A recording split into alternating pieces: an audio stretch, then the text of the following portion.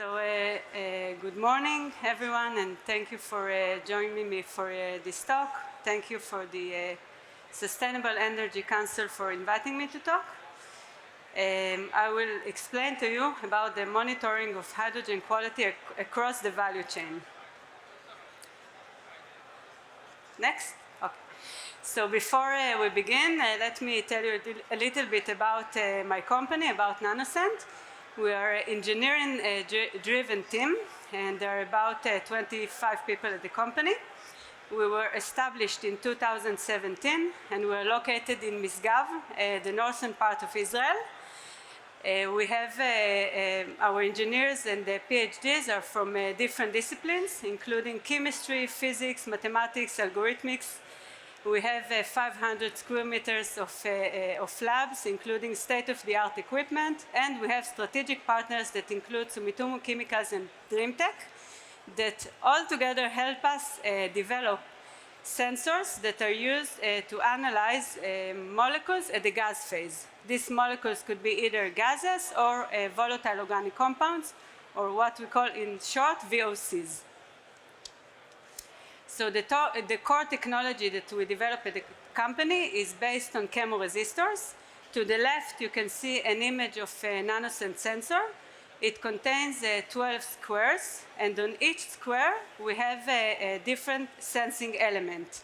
Each sensing element is a chemoresistor that is composed of metallic core and organic layer. It's a kind of nanoparticle that is used to sense the gases from the atmosphere and give an indication for the identification of the gas. So this you can see on the left image. The middle image is a magnification of one sensing element. You can see the electrode and the sensing element deposited on top of the electrode. And the last image to the right, this one, the sensing element layer, is a SEM image of one sensing element. You can see the 3D structure of the sensing element that looks like a sponge, and it actually resembles the way the sensing element works. They absorb the gases from the atmosphere like a sponge, and then upon vacuum or heating, they just desorb the gases back to the atmosphere. Each sensing element, we have the capabilities to tune them for the specific application, either by changing the metallic core, by changing the organic layer, the deposition way we place them on the electrode. There are many ways to control the sensitivity and selectivity of the sensor, and this is something that is within our capabilities. To the left, you can see our four core competencies, which has to do with the sensor design, sensor production, the testing capabilities, and of course the data analysis that go hand in hand with the sensor production. So as a company, this technology that we develop is a platform and can be used for many applications and use cases. As a company, we are focusing now on providing solutions for climate tech and more specifically for hydrogen quality. So the purity or the quality of the hydrogen is defined by the concentration of the hydrogen that is presented in a percentage, and the concentration of contaminants that are not hydrogen, and they are usually presented in ppb or ppm level, and they are treated as trace levels. There are different types of contaminants depending on the application, the production, and the use of the hydrogen. And they can go all the way from nitrogen, argon, helium to more destructive compounds like carbon monoxide and sulfur. I will elaborate on this later on. On the left, you can see an image of the complex value chain of hydrogen that starts with energy input and goes all the way from production through transportation, storage, distribution to the end user. You can see that it's complex, there are many interplay, and there are many stakeholders. And when it comes to hydrogen quality monitoring, actually each stakeholder has different requirements for monitoring the hydrogen purity. Depending on the risk assessment that each stakeholder is doing, he can define to us the specific contaminants he is interested in. The risk assessment is related to the production method, whether if it's SMR, electrolysis, biomethane. Each production method gives a different level of contaminants, and of course, depending on the end user. Steel plants might need different purity of hydrogen than fuel cell users. So it's also important to understand this. We will now take a look at a few stakeholders within the hydrogen value chain and try to understand what they need with regards to hydrogen purity and what they are using today. So the first stakeholders are the hydrogen producers and distributors. They need to comply with very strict hydrogen quality requirements that is defined to them by ISO standards, and they are specific for applications. And usually the biggest hydrogen producers, they have big labs equipped with the state-of-the-art analytical instruments, and they're able to quantify and qualify their hydrogen. They're actually obligated to do so, because usually they sell the hydrogen with certificate of analysis. The need for a solution that is more cost-effective and more affordable becomes more interesting when we're discussing more distributed and smaller production of hydrogen. Second stakeholder is related to hydrogen-based transport and fuel cells. Within this stakeholder, we consider for example, the fleet managers that want to make sure that the hydrogen they use is clean and pure in order to keep their asset safe and efficient and in an optimal mode. They usually don't have in-house complex laboratories, so they need to collect samples from cylinders from their lines and send them to a central lab. Usually, there are not many labs that can perform the entire analysis of the hydrogen, so sometimes they even need to deal with logistics that has to do with shipping hydrogen across between different countries. So it's painful, it costs a lot of money, and it takes a lot of time.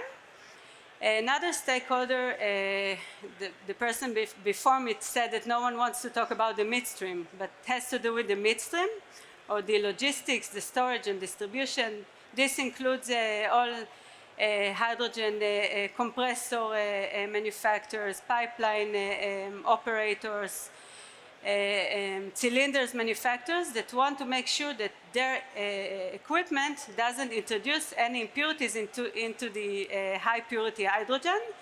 Currently, they don't have any way of monitoring that there is no impurities related to their instruments. And last but not least are the end users, or the refueling stations that need to provide hydrogen to end users. And they, of course, have a high liability toward their end users.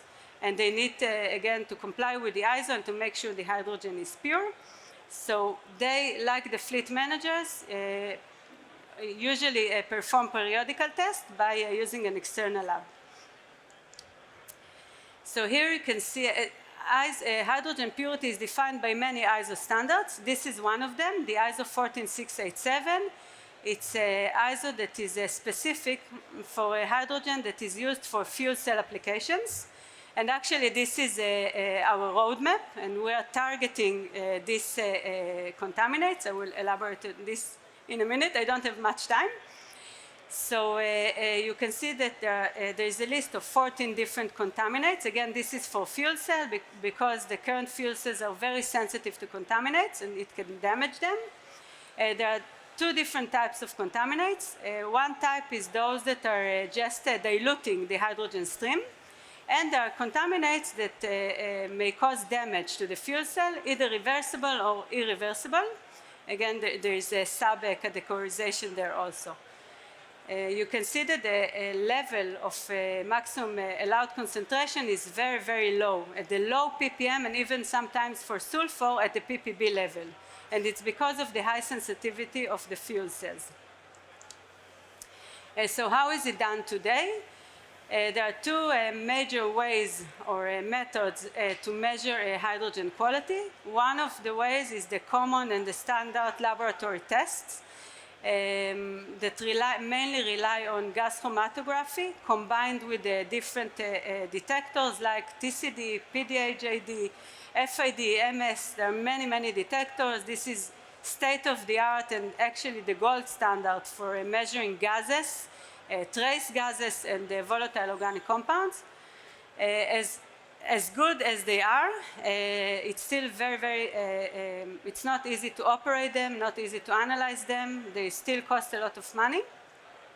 And I think the main concern is when trying to implement them in an ATEX zone environment.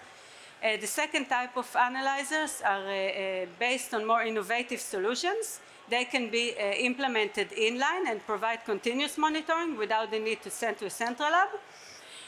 However, still they are less sensitive. The limit of detection is still not the right place for the standard. And also they're usually limited to one contamination at a time. So you will need to implement multiple analyzers to answer all the ISO requirements.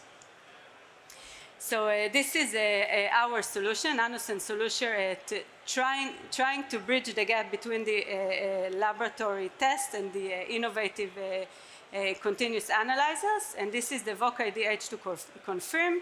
As I explained, it's based on the nanotechnology that we developed. The system is actually modular because different stakeholders need different type of contaminants. We decided to build this in a modular way, so each stakeholder can pick and choose the right module for him. You can see an example of 4 different modules. I have time to explain maybe one of them. For example, humidity. Some companies only care about humidity because according to their risk assessment, the only contaminant that may appear is humidity. So for them, only the white unit will be enough. Other companies would like a more comprehensive solution, and they would like to monitor both humidity, oxygen, and nitrogen. Most of them are the HRS operators. So for them, we will need a device that contains multiple sensors. You can see here how the inert part of a device looks like. The flow goes through the piping, and then it splits into 2 streams. One goes through a filter, and the other one goes straight to the device. Because the response is relative to a reference, so this way we create a reference gas inside the device. The device can be implemented inline via bypass because we need to reduce the pressure. And it can come in different enclosures. It could be either a laboratory enclosure that is not ATEX proven. It can be an EXD box, EXI box, depending again on the customer requirements. That's it. You're invited to our booth. It's E15. If you have more questions, if you want to play with the nice Lego we brought here. And thank you so much for listening.